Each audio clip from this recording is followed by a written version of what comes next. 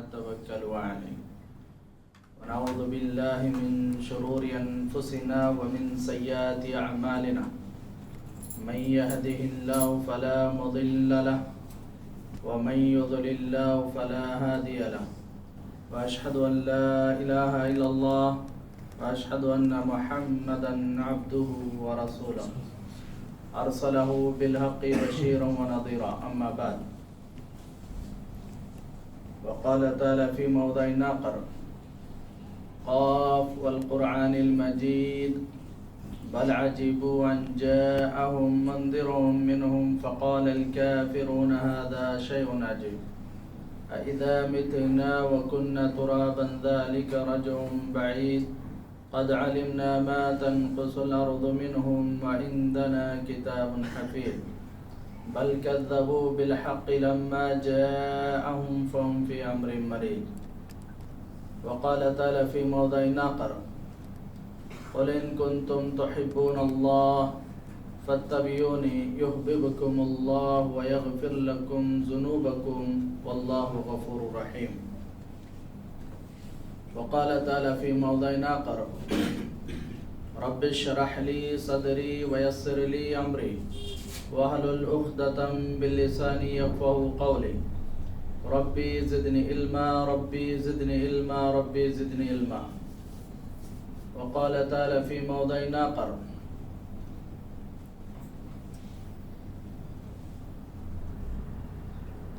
قل إن كنتم تحبون الله فاتبعوني يحببكم الله ويغفر لكم ذنوبكم والله غفور رحيم. محترم بزرگوں اور دوستوں، اللہ رب العالمین کا بڑا شکر و احسان ہے کہ اس اللہ رب العالمین نے ہم تمام کو پیدا کیا. ہم اللہ رب العالمین کی جتنی بھی تعریف کرے وہ کمی ہے. اللہ کی حمد کے لیے، اللہ کی تعریف کے لیے، اللہ کی بڑائی کے لیے، اللہ کی بزرگی کے لیے ہم ادھر ادھر بھٹکنے کی ضرورت نہیں ہے. آئیے، یہ قرآن اللہ کا کلام ہے اور اللہ کے طرف سے اللہ کے نبی جناب محمد رسول اللہ صلی اللہ علیہ وسلم پہ اتاری گئی کتاب ہے. اس کتاب کے اندر 114 سورتیں ہیں، جن 114 سورتوں میں جو پہلی سورت ہے جسے سورۃ الفاتحہ کہا جاتا ہے. فاتحہ کے معنی آتے ہیں ابتدا کرنا، شروع کرنا. جیسا آپ قرآن کھولیں گے جو پہلی سورت نظر آتی ہے وہ سورۃ الفاتحہ ہے. اس کے اندر 7 آیتیں ہیں، لیکن اللہ رب العالمین نے ان 7 آیتوں کے اندر اپنی پوری تعریف کو بیان کیا ہے. اللہ کی حمد، اللہ کی تعریف، اللہ کی بزرگی، اللہ کی بڑائی. اس سورۃ الفاتحہ کے اندر اللہ نے اپنی پوری تعریف کو بیان کیا ہے. اگر ہم سورہ فاتحہ پڑھیں گے تو ہماری زندگی سدھر جائے گی، اور صرف سورہ فاتحہ پہ اگر ہم غور کریں گے اور اس کے معنوں پہ غور کریں گے تو ہماری زندگی سدھر جائے گی. اللہ کی حمد کے بعد ہمارے اور آپ کے نبی آمنہ کے لال سرور کونین جناب عربی محمد مصطفیٰ صلی اللہ علیہ وسلم پہ لاکھوں کروڑوں درود و سلام نازل ہو. اللہم صلی علی محمد وعلی آل محمد کما صلیت علی ابراہیم وعلی آل ابراہیم انک حمید مجید. اللہم بارک علی محمد وعلی آل محمد کما بارکت علی ابراہیم وعلی آل ابراہیم انک حمید مجید. اللہ کی حمد کے بعد، اللہ کے نبی صلی اللہ علیہ وسلم پہ درود بھیجنے کے بعد، آئیے میں آپ لوگوں کے سامنے قرآن مجید کی ایک آیت کو پڑھا جس کے اندر اللہ رب العالمین فرماتے ہیں قل، اے نبی صلی اللہ علیہ وسلم آپ کہہ دیجئے ان کنتم تحبون اللہ، اگر تم سب اللہ سے محبت کرتے ہو تو میری اتباع کرو. اللہ کے نبی صلی اللہ علیہ وسلم کہہ رہے ہیں کہ اے میری امت کے لوگوں، اگر تم اللہ سے محبت کرتے ہو تو میرے اتباع کرو، میرے تابعداری کرو، میری فرما برداری کرو. میں جیسا کہتا ہوں ان باتوں کو مانو اور جیسا میں روکتا ہوں ان باتوں سے رک جاؤ. اگر ایسا کرو گے تو اللہ بھی تم سے محبت کریں گے. اللہ رب العالمین بڑا بخشنے والا اور بڑا معاف کرنے والا ہے. یہ اس آیت کا ترجمہ ہوا. آئیے، کیا ہم اللہ سے محبت کر رہے ہیں؟ کیا ہم نبی صلی اللہ علیہ وسلم سے محبت کر رہے ہیں؟ ہم اپنے گریبانوں پہ جھانک کر کے دیکھیں. محبت تو ابو طالب نے بھی کی تھی. یہ ابو طالب اللہ کے نبی صلی اللہ علیہ وسلم کا چچا اللہ کے نبی سے بڑی محبت کیا کرتا تھا. بتایا جاتا ہے اللہ کے نبی صلی اللہ علیہ وسلم سوئے رہتے تو یہ جاگتے ہوئے بیٹھتا کہ کہیں دشمن آ کر کے میرے بھتیجے کو قتل نہ کر دے, کہیں دشمن آ کر کے میرے بھتیجے کو تکلیف نہ دے. بسا اوقات اللہ کے نبی صلی اللہ علیہ وسلم کو جگا کر کے کہتا کہ بھتیجے تو میرے بیٹے کی جگہ پہ سو جا اور میرا بیٹا تیری جگہ پہ سو جائے گا. کہیں دشمنوں نے وار کیا, کہیں دشمنوں نے حملہ کیا تو بچ جائے گا, تیری جگہ پہ میرا بیٹا قتل ہو جائے گا. اتنی محبت کرنے والا چچا. صحابہ اکرام نے پوچھا کہ اللہ کے نبی صلی اللہ علیہ وسلم آپ کا چچا آپ سے اتنی زیادہ محبت کرتا تھا, لیکن آپ کا چچا کا ٹھکانہ کیا ہوگا؟ اللہ کے نبی صلی اللہ علیہ وسلم کی آنکھوں سے آنسو آئے. اللہ کے نبی صلی اللہ علیہ وسلم نے کہا کہ اے میرے ساتھیوں, میرا چچا جہنم کے بیچ میں تھا, اسے کھینچ کر کے جہنم کے کنارے لایا گیا, لیکن جہنم کی آگ ان کو نہیں چھوئی. وجہ کیا تھی؟ وجہ یہ تھی کہ انہوں نے کلمہ نہیں پڑھا.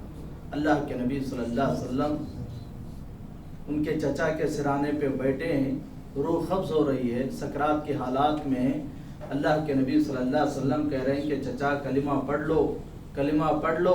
تو چچا نے کہا کہ میں اپنے باپ دادا کے دین پہ قائم ہوں, تو روح قبض ہو گئی. بتانا مقصد یہ ہے کہ اللہ کے نبی سے بڑی محبت کرتے تھے, لیکن یہ محبت کام نہیں آئی. یہ محبت کام نہیں آئی. اگر اللہ کے نبی صلی اللہ علیہ وسلم سے محبت کے ساتھ اللہ کے نبی کے تقاضوں کو پورا کرتے تو پورے کے پورے اسلام میں داخل ہو سکتے تھے. انہوں نے کلمہ نہیں پڑھا. آج ہم اپنے آپ کو مسلمان کا دعویٰ کر رہے ہیں, آج ہم اپنے آپ کو مومن کا دعویٰ کر رہے ہیں, آج ہم اپنے آپ کو اہل حدیث کا دعویٰ کر رہے ہیں, آج ہم اپنے آپ کو اہل سنت والجماعت کا دعویٰ کر رہے ہیں. اگر ہم عمل کے اعتبار سے دیکھیں گے تو ہم پورے زیرو نظر آ رہے ہیں. واقعی میں اگر ہم اہل حدیث ہیں, قرآن و سنت کو ماننے والے ہیں, تو جیسا اللہ اور اس کے رسول کہتے ہیں ان باتوں کو مانیں.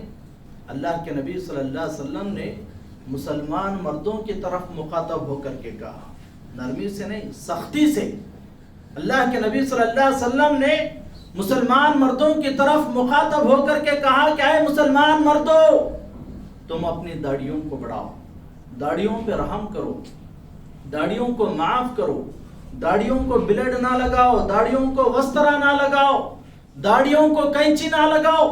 آج ہم اپنے آپ کو اہل حدیث کہنے والے, آج ہم اپنے آپ کو اہل سنت والجماعت کہنے والے, آج ہم اپنے آپ کو مسلمان کا دعویٰ کرنے والے, آج ہمارا عمل جو ہے یہودیوں جیسا, نصارہ جیسا, مجوسیوں جیسا, اور ہم کہتے ہیں کہ ہم مسلمان ہیں. واقعی میں اگر ہم مسلمان ہیں, قرآن و سنت کو ماننے والے ہیں, تو اللہ کے نبی صلی اللہ علیہ وسلم نے کہا کہ داڑھیوں کو بڑھاؤ, داڑھیوں کو معاف کرو, داڑھیوں کو پہ رحم کرو. تو آج ہم اس سنت کو کٹا کر کے گندی نالیوں میں پھینکتے ہیں اور کہتے ہیں کہ ہم مسلمان. بڑی افسوس کی بات ہے. آئیے, وہ صحابہ کا ایمان کیسا تھا, وہ اللہ سے کیسی محبت کرتے تھے, اللہ کے نبی صلی اللہ علیہ وسلم سے کیسی محبت کرتے تھے. اللہ کے نبی صلی اللہ علیہ وسلم کہتے چون چرا کہیں کو وجہ کچھ نہیں, اللہ کے نبی کہتے تو فوراً عمل کے لیے تیار ہو جاتے تھے. اللہ کے نبی صلی اللہ علیہ وسلم نے ایک مرتبہ ایک صحابی رسول کو کہا کہ جب شراب حرام ہو گئی, حالانکہ پہلے کے دور میں صحابہ اکرام بڑی شراب پیتے تھے, اتنی زیادہ شراب پیتے کہ ان کو ہوش نہیں رہتا تھا کہ سامنے کون آ رہا ہے, کیا ہو رہا ہے, معلوم نہیں پڑتا تھا. بتایا جاتا ہے سیرتوں کے اندر صحابہ اکرام اتنی زیادہ شراب پیتے تو یہ نشے کے حالات میں اٹھ کر کے زندہ اونٹوں کا ران کاٹ کے بھون کے کھا جاتے تھے. ان کو معلوم نہیں پڑتا تھا کہ یہ اونٹ کس کا ہے, یہ اونٹ ہمارا ہے کہ دوسروں کا ہے, معلوم نہیں پڑتا. اتنا زیادہ نشہ چڑھ جاتا تھا. ایسے وقت میں اللہ کے نبی صلی اللہ علیہ وسلم نے ایک صحابی رسول کو کہا کہ جاؤ جا کے اعلان کرو جو اللہ سے نبی سے محبت کرتا ہے وہ آج سے شراب کو ہاتھ نہ لگائے.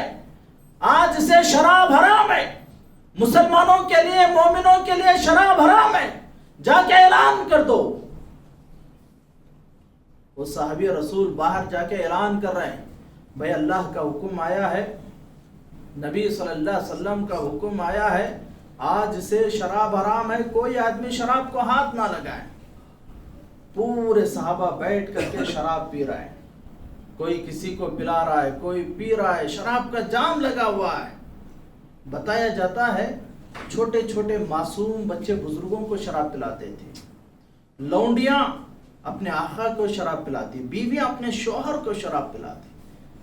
ایسے وقت میں اللہ کے نبی صلی اللہ علیہ وسلم نے ایک صحابی کو کہا کہ جاؤ جا کے اعلان کر دو آج سے شراب حرام ہے, کوئی آدمی شراب کو ہاتھ نہ لگائے. پورے صحابہ بیٹھ کر کے شراب پی رہے ہیں, کوئی پی رہا ہے, کوئی پلا رہا ہے. ایسے وقت میں ایک صحابی نے کہا کہ بھائی جا کے اعلان سن کر کے تو آؤ, اعلان کرنے والا کون ہے اور اعلان کروانے والے کون ہیں. جا کر کے سنتے ہیں اعلان کرنے والا صحابی رسول اور اعلان کروانے والے اللہ اور اس کے رسول صلی اللہ علیہ وسلم. جیسا اعلان سنے, اعلان سننے کے بعد جو آدمی پی رہا تھا اس نے کلی کر دیا, جو آدمی پی چکا تھا اس نے حلق میں انگلیاں ڈال کر کے الٹی کر دی, اور جس کے گھروں میں بڑے بڑے ڈرم یا بڑے بڑے کین تھے وہ لے جا کر کے مدینہ کی گلیوں میں پھینک دیا. کہا کہ جب اللہ اور اس کے رسول صلی اللہ علیہ وسلم نے اس چیز کو حرام کیا ہے تو یہ حرام کردہ چیز ہمارے پیٹوں میں تو دور کے بعد ہمارے گھروں میں بھی نہیں رہ سکتی. یہ کہہ کر کے صحابہ اکرام نے اس شراب کو اڑھیل دیا, اس شراب کو پھینک دیا. یہ تھا صحابہ کا ایمان. اللہ کے نبی صلی اللہ علیہ وسلم کہتے فوراً عمل کے لیے تیار ہو جاتے تھے. آج ہماری حالات یہ ہے, اللہ کے نبی صلی اللہ علیہ وسلم نے کہا کہ ہر نشہ والی چیز حرام ہے, ہر نشہ والی چیز حرام ہے. چاہے وہ بیڑی لو, چاہے سگریٹ لو, چاہے تمباکو لو, چاہے گٹکا لو, کوئی بھی چیز ہو جس میں نشہ پایا جاتا ہے یہ سب چیزیں حرام ہیں. اللہ کے نبی صلی اللہ علیہ وسلم نے سختی سے کہا کہ ہر نشہ والی چیز حرام ہے. آج ہماری حالات یہ ہے کہ آج ہم اپنے آپ کو اہل حدیث کہنے والے, آج ہم اپنے آپ کو مسلمان کہلانے والے, آج ہم اپنے آپ کو مومن کہلانے والے, آج ہم اپنے آپ کو اہل سنت والجماعت کہنے والے, ہمارے حالات یہ ہے کہ ہم اڈوں پہ یعنی شراب کے اڈوں پہ نظر آ رہے ہیں. داڑیاں چھوڑ کر کے لوگ شراب کے اڈوں پہ بھی نظر آ رہے ہیں. بڑی افسوس کی بات ہے. غور کرنا میرے بھائیوں, یہ شراب انسان کے لیے نقصان دہ ہے, انسان کے لیے یعنی نقصان ہے. اس سے ہم بچنا ضروری ہے. چاہے شراب ہو, چاہے گٹکا ہو, چاہے بیڑی ہی کیوں نہ ہو. بہت سارے لوگ کیا ہے, اللہ کے نبی صلی اللہ علیہ وسلم نے لہسن اور پیاز کھا کر کے مسجد کو آنے سے منع کیے. کیوں؟ کیونکہ مسجد کے اندر فرشتے ہوتے ہیں, فرشتوں کو یعنی لہسن اور پیاز کھانے سے جو بدبو آتی ہے فرشتوں کو تکلیف ہوتی ہے. آج بہت سارے لوگ کیا ہے, مسجدوں کے آنگن میں بیٹھ کر کے, مسجدوں کے لیٹرینوں میں بیٹھ کر کے بیڑیاں پیتے نظر آتے ہیں. بڑی افسوس کی بات ہے. دیکھو یہ شراب حرام ہے.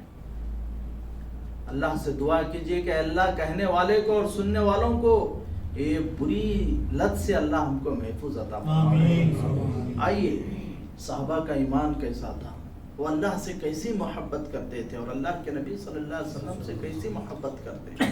اللہ کے نبی صلی اللہ علیہ وسلم کہتے فوراً عمل کے لیے تیار ہو جاتے تھے. ایک مرتبہ کا واقعہ ہے, اللہ کے نبی صلی اللہ علیہ وسلم نے ایک صحابی رسول کو کہا کہ جاؤ جا کے اعلان کر دو کہ جو اللہ سے نبی سے محبت کرتا ہے وہ میدان جنگ کے لیے نکل جائے. میدان جنگ, اپنی جان کو اللہ کے راستے میں قربان کرنا ہے, میدان جنگ کے لیے نکل جائے. ایک صحابی رسول جن کا نام حضرت حنظلہ, نئے سے شادی ہوئی, نئی نویلی دلہن کے پاس گئے. ادھر نکاح ہوا, نئی نویلی دلہن کے پاس گئے.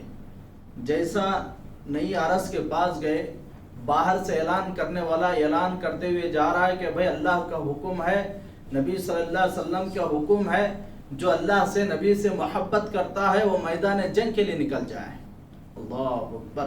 تو صحابی رسول اٹھ کر کے اپنی نئی نویلی دلہن سے کہتے ہیں کہ اے میری زوجہ محترمہ سن لے، اللہ کا حکم آیا ہے، نبی صلی اللہ علیہ وسلم کا حکم آیا ہے، جنگ کے لیے جانا ہے۔ اللہ اور اس کے رسول کا حکم آیا ہے، جنگ کے لیے جانا ہے۔ اب میں جنگ کے لیے جا رہا ہوں، اگر میں واپس آیا تو تیری اور میری ملاقات پھر ہوگی۔ اگر میں جنگ سے واپس آیا تو تیری اور میری ملاقات پھر ہوگی۔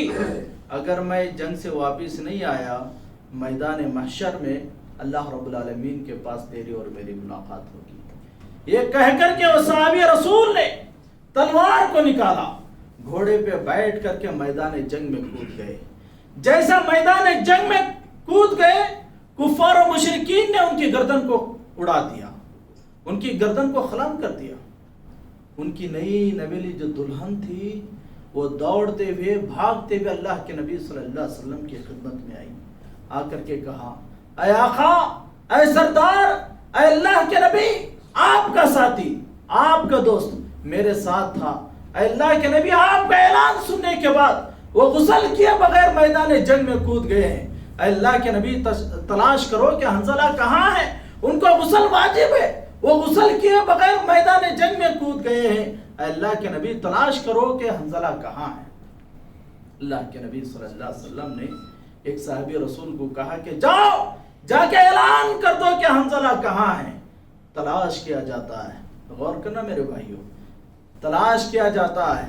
حضرت حنظلہ کی میت زمین کے اوپر گری ہے، جہاں میت گری ہے وہاں پوری زمین بھیگی ہوئی ہے، پانی کے خطرے گر رہے ہیں، پانی کے خطرے گر رہے ہیں۔ اللہ کے نبی صلی اللہ علیہ وسلم نے دیکھا، دیکھ کر کے اس عورت کو بلا کر کے کہتے ہیں کہ اے عورت خوش ہو جا، غم کرنے کی ضرورت نہیں ہے، اور تمہارے شوہر کو غسل دینے کی بھی ضرورت نہیں ہے۔ غسل دینے کے لیے آسمان والے نے آسمان سے 70,000 فرشتوں کو نازل کیا ہے۔ اللہ اکبر، 70,000 فرشتے آسمان سے آنا اور اس میت کو غسل دینا کیا معمولی بات ہے؟ یہ وہ فرشتے جو معصوم من الخطا، جو گناہوں سے پاک و صاف، جن سے گناہ ہی سرزد نہیں ہوتا ہے، ایسے فرشتے آسمان سے آ کر کے اس میت کو غسل دے رہے ہیں۔ اللہ اکبر۔ اللہ اور اس کے رسول صلی اللہ علیہ وسلم کی باتوں کو ماننے کا اتنا بڑا اجر و ثواب ہے۔ آج ہماری حالات ہے، اگر ہم جنگ کے لیے لڑنے کے لیے نہیں کہہ رہے ہیں، لڑنے کے لیے نہیں کہہ رہے ہیں، بس اللہ کے نبی صلی اللہ علیہ وسلم نے کہا کہ 5 وقت کی نماز ادا کرو۔ ہاں، اگر ہم سچے مسلمان ہیں، اگر ہم پکے اہل حدیث ہیں، قرآن و سنت کو ماننے والے ہیں، اللہ اور اس کے رسول کی باتوں کو ماننے والے ہیں، تو اللہ کے نبی صلی اللہ علیہ وسلم نے کہا کہ دن اور رات میں اللہ نے آپ پر 5 وقت کی نماز فرض کیا ہے، اس نمازوں کو ادا کرو۔ تو بہت سارے لوگ کیا کرتے ہیں، الگ الگ طریقے سے بہانے بناتے ہیں۔ یاد رکھ لو، یہ نماز فرض ہے، یہ نماز کسی کو معاف نہیں ہے، نماز کسی کو معاف نہیں ہے۔ بہت سارے لوگ کیا ہے، جان بوجھ کر کے بھی نماز چھوڑتے ہیں۔ اللہ کے نبی صلی اللہ علیہ وسلم نے کہا من ترک الصلاۃ متعمدا فقد کفر، جس نے جان بوجھ کر کے نماز چھوڑتا ہے وہ آدمی کفر، وہ آدمی کافر ہے جو آدمی جان بوجھ کر کے نماز چھوڑتا ہے۔ اللہ کے نبی صلی اللہ علیہ وسلم نے کہا معراج کی رات میں حضرت جبرائیل علیہ السلام نے اللہ کے نبی صلی اللہ علیہ وسلم کو آسمان دنیا پہ لے گئے۔ اللہ کے نبی کو بتایا گیا کہ ایک آدمی کے سر کے اوپر ایک فرشتہ پتھر لے کر کے کھڑا ہے۔ غور کرنا میرے بھائیوں، ایک آدمی کے سر کے اوپر ایک فرشتہ پتھر لے کر کے کھڑا ہے، اور اس پتھر کو اس آدمی کے سر پر ڈالتا ہے تو یعنی سر جو ہے ریزہ ریزہ ہو جاتا ہے، اور جب پتھر لڑک کے دوسرے جگہ جاتا ہے فرشتہ اس پتھر کو لانے تک بھی سر صحیح ہو جاتا ہے۔ اللہ کے نبی صلی اللہ علیہ وسلم نے جبرائیل سے پوچھا کہ اے جبرائیل، یہ کون ہے، یہ کون آدمی ہے جس کو پتھر سے کچلا جا رہا ہے؟ تو اللہ کے نبی صلی اللہ علیہ وسلم کو جبرائیل علیہ السلام بتلاتے ہیں کہ اللہ کے نبی یہ وہ آدمی ہے جو فرض نماز کے وقت سویا کرتا تھا، فرض نماز کے وقت جان بوجھ کر کے چھوڑ کے سوتا تھا، تو یہ وہ آدمی ہے جو فرض نماز چھوڑ کر کے سو رہا تھا۔ اب غور کرو، آج ہم نے کتنے لوگ ایسے ہیں جو فجر کی نماز پڑھے ہیں نہیں پڑھے ہیں؟ اب ہم اندازہ لگاؤ، اگر ہم پڑھے ہیں تو الحمدللہ اللہ کا شکر ادا کرو، اگر ہم نہیں پڑھے ہیں تو یاد رکھ لو وہ عذاب میں ہم بھی شامل ہونا پڑے گا۔ اللہ کے نبی صلی اللہ علیہ وسلم کہہ رہے ہیں کہ اس آدمی کو پتھر سے کچلا جا رہا ہے۔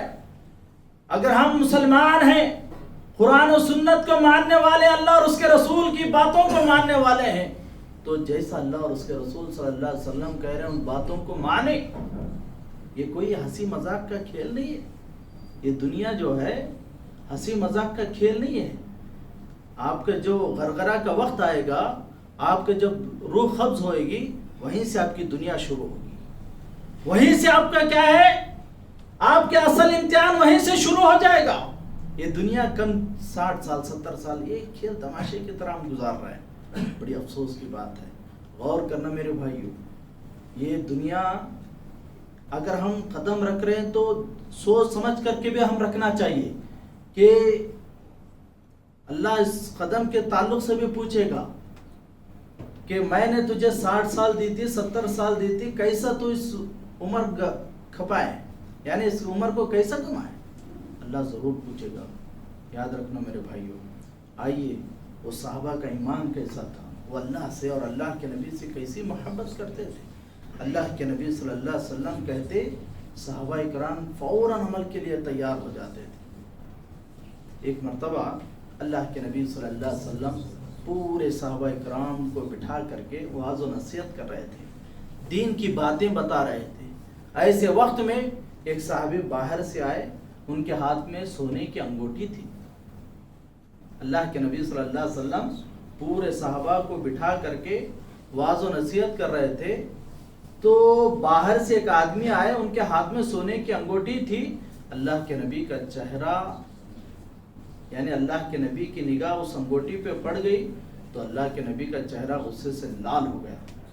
اللہ کے نبی کا چہرہ غصے سے لال ہو گیا تو وہ آدمی جو باہر سے آیا تو اس نے کہا کہ کیا بات ہے؟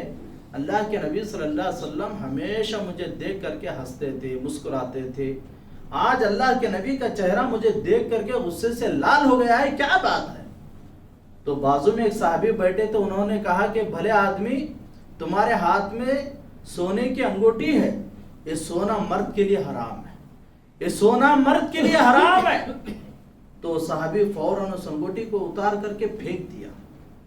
اللہ کے نبی صلی اللہ علیہ وسلم مسکرائے، اللہ کے نبی ہنسے۔ جب وعظ و نصیحت ختم ہوئی، لوگ اٹھ کر کے جا رہے تھے تو یہ صحابی بھی اٹھ کر کے جانے لگے۔ تو بازو میں جو صحابی تھے انہوں نے کہا کہ بھلے آدمی اس انگوٹھی کو اٹھا لے، یہ تیری ماں، تیری بیوی، تیری بہن، عورتوں کے لیے سونا جائز ہے، عورتیں سونا پہن سکتی ہیں، اس انگوٹھی کو لے کر کے تو اپنے گھروں میں عورتوں کو دے دے۔ تو آدمی کہتا ہے قسم بخدا کی، اللہ کی قسم، جس مال کی وجہ سے اللہ کے نبی صلی اللہ علیہ وسلم کا چہرہ غصے سے لال ہوا، پھر وہ مال میرے گھر میں نہیں جا سکتا۔ اللہ کے نبی یعنی اس انگوٹھی کو اٹھا کر کے وہ آدمی نے اللہ کے نبی صلی اللہ علیہ وسلم کی خدمت میں رکھ دیا اور کہا کہ اللہ کے نبی صلی اللہ علیہ وسلم، اس مال کی مجھے ضرورت نہیں ہے، آپ اس کو کسی بیت المال میں جمع کر دیجئے، کسی غریبوں میں، یتیموں میں آپ اس کو تقسیم کر دیجئے۔ سونا مرد کے لیے حرام ہے، عورتیں سونا پہن سکتی ہیں، عورتیں سونا ڈال سکتی ہیں، عورتیں سونا پہن سکتی ہیں، لیکن اللہ کے نبی صلی اللہ علیہ وسلم نے ایک عورت کو دیکھا کہ ایک عورت کے ہاتھ میں سونے کی کنگن پہنی ہوئی تھی، ایک عورت سونے کی کنگن پہنی ہوئی تھی۔ اللہ کے نبی صلی اللہ علیہ وسلم نے اس عورت کو بلا کر کے کہا کہ اے عورت، اگر تو اس کا زکوٰۃ و صدقات کرتی ہے تو ٹھیک ہے، یہ جو آپ بنگڑی پہنے ہیں، یہ جو آپ کنگن پہنے ہیں، اگر تو اس کا زکوٰۃ نکال رہی ہے، صدقہ کر رہی ہے تو ٹھیک ہے، اگر تو اس کا زکوٰۃ و صدقات نہیں کر رہی ہے تو یاد رکھ لے، اس کنگن کی وجہ سے، اس بنگڑیوں کی وجہ سے تو جہنم میں جل کر کے مر جاؤ گے۔ تو جیسا اللہ کے نبی صلی اللہ علیہ وسلم نے اس عورت کو کہا تو عورت فوراً کیا ہے اس کنگن کو اتار کر کے اللہ کے نبی صلی اللہ علیہ وسلم کی خدمت میں رکھ دیا. کہا کہ اللہ کے نبی صلی اللہ علیہ وسلم جس مال کی وجہ سے, جس کنگن کی وجہ سے, جن بنگڑیوں کی وجہ سے میں جہنم میں جانے کی وبال بن رہی تھی, اے اللہ کے نبی صلی اللہ علیہ وسلم آپ نے مجھے جہنم میں جانے سے بچا لیا. اے اللہ کے نبی مجھے اس بنگڑیوں کی ضرورت نہیں ہے, اس کنگن کی مجھے ضرورت نہیں ہے. اے اللہ کے نبی آپ اسے بیت المال میں جمع کر دیجئے, کسی غریبوں میں, کسی یتیموں میں آپ کسی کیا ہے تقسیم کر دیجئے, اس کی مجھے ضرورت نہیں ہے. یہ تھا محبت کرنے کا انداز. اللہ کے نبی صلی اللہ علیہ وسلم کہتے چون چرا گئی کو وجہ کچھ نہیں. اللہ کے نبی صلی اللہ علیہ وسلم کہتے صحابہ اکرام اور صحابیات فوراً عمل کے لیے تیار ہو جاتے تھے. وہی عمل ہمارے اندر بھی آنا چاہیے, وہی عمل ہمارے اندر بھی آنا چاہیے. ہم صحابہ کی سیرت پڑھ کر کے, صحابہ کے بیانات سن کر کے ہم اس پہ عمل کرنا چاہیے. ہم مسلمان ہیں, قرآن و سنت کو ماننے والے ہیں, اہل حدیث ہیں, ہم اللہ اور اس کے رسول صلی اللہ علیہ وسلم کی باتوں کو ماننے والے ہیں. تو ہم کو چاہیے کہ اللہ اور اس کے رسول کی اطاعت کرے, اللہ اور اس کے رسول صلی اللہ علیہ وسلم کی باتوں کو مانے. اگر ہم دنیا میں اللہ اور اس کے رسول کی باتوں کو نہیں مانیں گے, دنیا میں بھی ذلیل ہونا پڑے گا, آخرت میں بھی اللہ کے پاس ذلیل ہونا پڑے گا. اگر ہم قرآن و سنت کو مان رہے ہیں, اللہ اور اس کے رسول کی باتوں کو مانیں گے, دنیا میں بھی ہم کو عزت ملے گی, آخرت میں بھی اللہ رب العالمین کے پاس عزت ملے گی. آج مسلمان در بدر کے ٹھوکرے کیوں کھا رہا ہے؟ آج کیوں کھا رہا ہے؟ آج مسلمان گاجر اور مولی کی طرح کیوں کاٹا جا رہا ہے؟ کیوں؟ اسی لیے کہ ہم اللہ اور اس کے رسول کی اطاعت کرنا چھوڑ دیے ہیں, اللہ کی نافرمانی کر رہے ہیں. اللہ اور اس کے رسول کی اطاعت کرنا ہمارے ذہنوں میں نہیں ہے, ہم ہٹ گئے ہیں. اللہ کا ڈر ہمارے دلوں میں نہیں ہے. جو آدمی اللہ سے ڈرتا ہے, لوگوں کا ڈر اس کے دل میں نہیں رہے گا. جو آدمی لوگوں کا ڈر یعنی لوگوں سے ڈرتا ہے, وہ اللہ کا ڈر اس کے دل میں نہیں رہے گا.